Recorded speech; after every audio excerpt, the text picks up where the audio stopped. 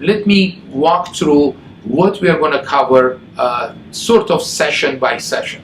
The first session, obviously, we're going to discuss more in detail that what is the field of finance. Let me tell you that although the course is sort of a finance for engineers, but we try to bring to your attention some aspects of accounting. Again, at this time, please don't panic.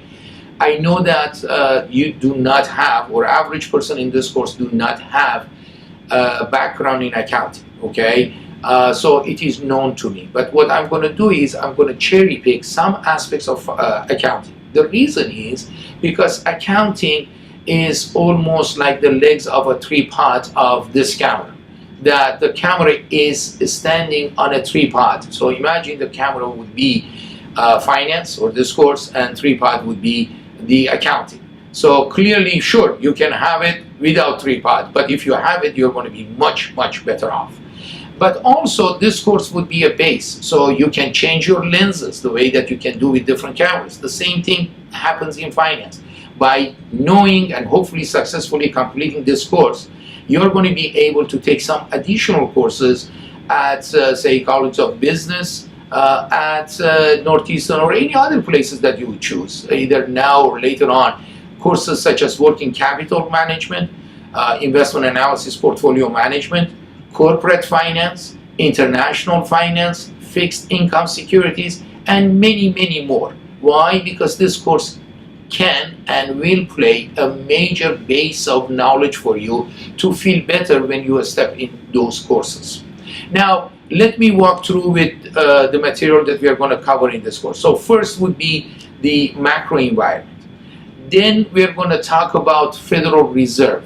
I'm guessing that probably you've heard about Federal Reserve, but what does it mean?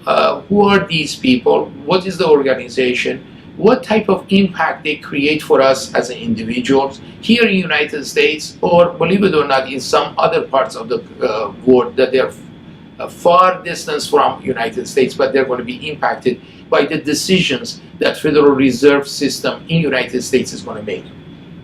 So after discussing that, then we're going to talk about, what you're going to see on your typical, say, paycheck after graduation, because clearly you're waiting for graduation, okay? This is a very important milestone in anybody's life, okay? So what happened is you're waiting for a very nice paycheck, which is not a dream, it is a reality. You're going to get a lot of money after graduation, especially that the economy is sort of booming these days, okay? So what's going to happen is you have to pay federal taxes. How much it is, okay? Estate tax, estate income tax, social security tax, Medicare taxes. And by the way, don't jump up, still the money is not yours, because you have to pay medical insurance, dental insurance, life insurance, disability insurance, in some cases parking. So still the situation is not going to over here. Eventually you have to pay your student loan if you happen to have one. Then it's going to be your mortgage or rent, car payment, and anything related to that. And I'm sure you noticed that I didn't talk about eating and drinking. And again, drinking, I mean drinking spring water or Pepsi or Coke. The reason is that comes at the bottom of the list. But again, more on that in the class. After we discuss these aspects of the life, then we're going to talk about a major subject which basically covers 2 chapters of your book: time, value of money. So we're going to take that issue and then we're going to apply it to your personal life, such as getting a mortgage, getting a car loan, how much money you have to put aside these days in order for your hopefully long retirement, an enjoyable one, I should add. The other one would be how much is going to cost you to send your first child to college. I know it is a little bit premature at this time, but believe it or not, after we cover the subject, then you notice that you're going to be much better off to put aside some money these days when you are not even married or not even engaged to another individual. So as you see, the course is going to have solid aspects of usage for personal life. But of course, corporations also, they borrow money for many years. So we're going to discuss that. Then we go to bond valuation. A bond happen to be a long-term, either different countries or corporate financial obligations. And again, I'm just mentioning, but it's going to take us probably 1.5 sessions. Then we talk about municipality bonds, the kind of borrowing that municipalities, states, they are borrowing in order to do many commitments that they happen to have for their population and their residents. Then we talk about a stock valuation, okay, different aspects of a stock valuation. This itself is going to take at least another 1.5 sessions. Then we are going to talk about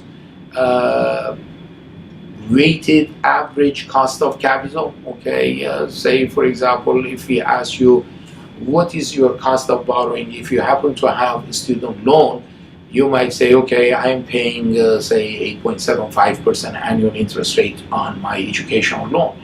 But later on, when your personal life is going to get sophisticated and more complicated, you're going to have car loan, or I should say cars loan, plural, and mortgages, okay, boat loan. I mean, there are so many things, credit cards. So each of them, they charge you different interest rate, different maturities. So finding in average how much it's going to cost you is not going to be that much simple, but rather challenging. Imagine, say, we are talking about major multinational corporations such as Coca-Cola, such as Procter & Gamble, that they happen to have multi-products. They happen literally, they offer their products and services in every part of the world. Okay, again, I can guess that we happen to have close to over 220 different countries in the world. So, and we go to these places and you ask for Coke or Pepsi and it is available. But in reality, it is a major challenge, okay? So here comes to another subject that we're gonna cover for you, economic order quantity. Now, some of you might happen to be exposed to this particular subject in other courses because this is a very popular subject that usually an average undergraduate student, and for that aspects I would say graduate student, happen to be exposed to in many courses such as managerial accounting, financial management, operations management, marketing management. So it's a very popular course. So we're going to discuss that one. Then we talk about, so again, as a follow-up of weighted average cost of capital, or we call it WACC, how much it's going to cost the corporation to borrow money. Then we discuss capital budgeting.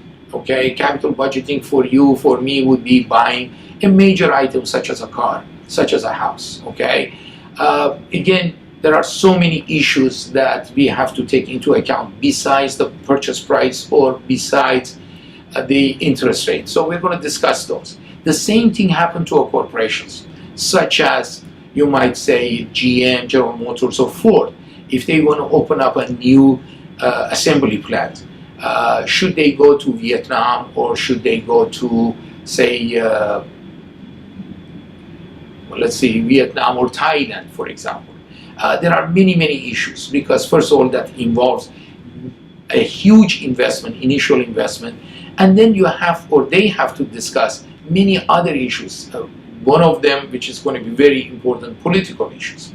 So those we're going to discuss it, and again, that's going to take us a couple sessions because we're going to discuss many different methods. Then after that, we are going to talk about financial planning for corporations. Financial planning for corporations would start with the first step would be sales budget in different product, different sizes, different locations, different countries, different regions of each countries. Then we talk about production budget. Okay, say you are GM or Ford, where you are trying to have produce the cars. Okay, usually it is not just one plant that they have multi plants in many countries, and each plant might not make every component of the car. So question is, which plant should make which aspects of the car? So we're going to discuss that.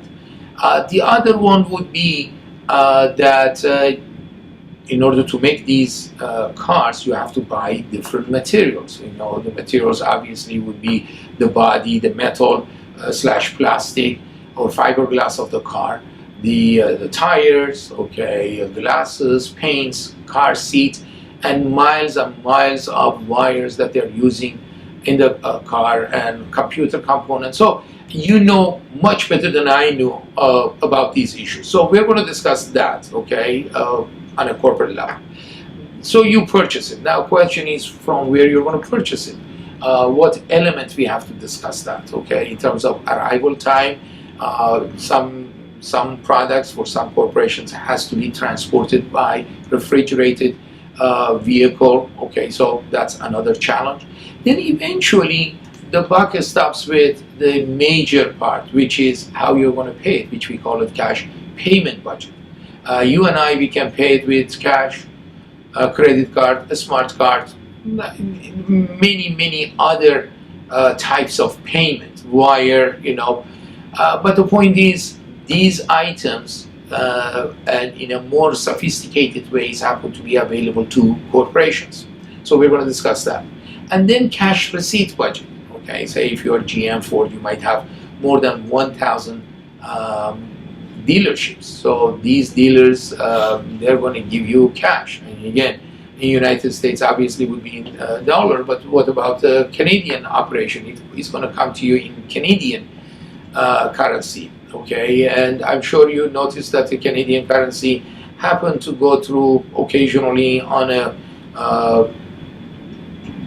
wild ride up, down.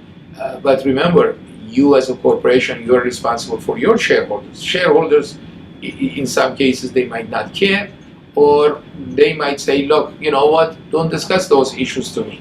Tell me what you've done. What policies did you take in order to absorb this turmoil, okay? I don't know what these turmoils are.